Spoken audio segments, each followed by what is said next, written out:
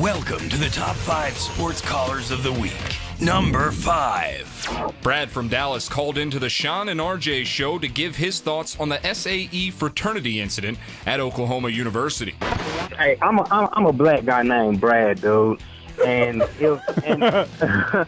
so I already catch hell over just having that name.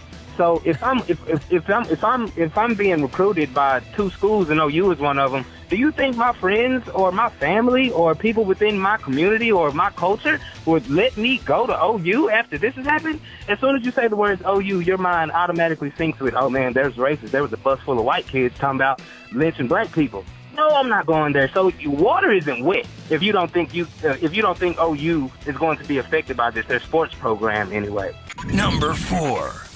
Antoine from Detroit hopped on with Valenti and Foster to give his thoughts on Chris Borland's early retirement from the NFL. He's built friendships for life in Wisconsin. People know who he is.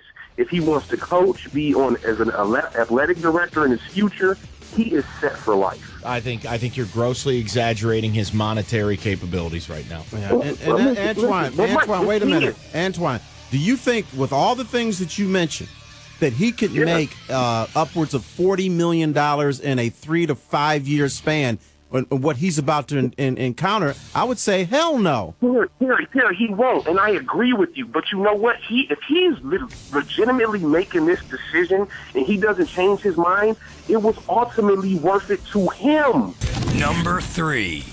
Chris in Halifax joined Felger and Maz with his belief that the Celtics' future is brighter than the Bruins.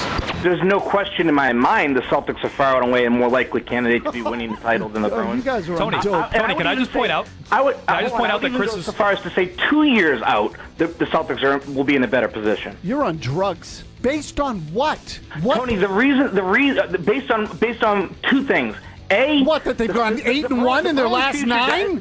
The problem that everyone has with the Bruins is they've locked themselves into deals with players that are not necessarily on the upswing of their career, whereas the Celtics have an unprecedented amount of first-round draft picks and are going to have $1 zillion in cap space in the years to come. Right. And Chris, you know what? Chris, the first-round draft picks in the NBA are worth jack unless they're in the top 5. True. That is a naive secondly, and uneducated approach to the sport of basketball. It's not true. Number 2.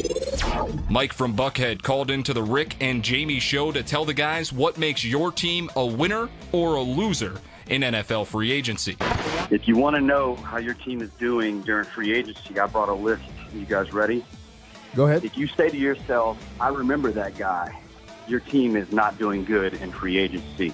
If you say to yourself, he'll be a good role player, your team is not doing good in free agency. Here's a couple more I'll bust out. But they're only making this much money. They'll be a good fit. Trust the GM. Trust the coach. When you talk about the guy's hair before you talk about how many sacks the guy had. When you say he'll be better than the guy last year. When you say, oh, he came off the practice squad of the old coach's team. He brought his own guy. And finally, if you have to Google the guy's name, you are not winning in free agency. What is the verbiage of a team that is winning in free agency? Well, let me just say this. I don't know how to win in free agency because I've been a Falcons fan for 5 years. Wow. Maybe longer than that. Go ahead, Mike. Jamal Anderson? Can I say Jamal Anderson? Can I say Ray Edwards? Do I need to go on? Wow.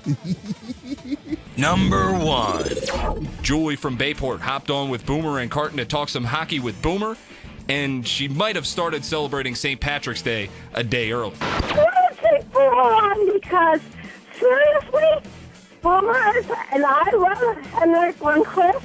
I'm not a Ranger fan, of course, because I'm from Boston. Mm-hmm. But here's the thing is, Boomer, you are delusional, thinking, oh, Cam Talbot stood on his head last night and did everything. You know what? I was the only one that was like a Johnny Boychuk fan. Uh-huh. Before anybody. Right. And now all of a sudden, everybody's on the Johnny Boychuk wagon for the Islanders.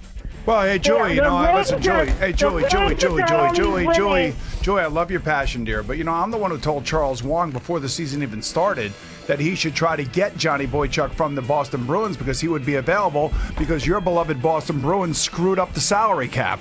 And what did he do? They went out and got him.